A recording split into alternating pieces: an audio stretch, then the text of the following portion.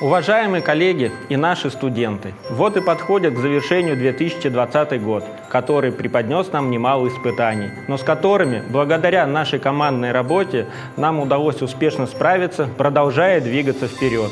В этом году, 22 декабря, в преддверии Нового года, мы отметили День энергетика, который приурочен в этом году к 100-летию принятия легендарного плана ГОРО, который положил начало масштабной электрификации всей России, и благодаря которому в наших домах тепло, светло и зажигаются елки.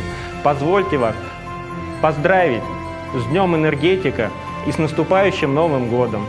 Пожелать вам крепкого здоровья, чтобы в ваших домах было тепло и светло, а вы обладали неиссякаемой жизненной энергией. С новым счастьем вас!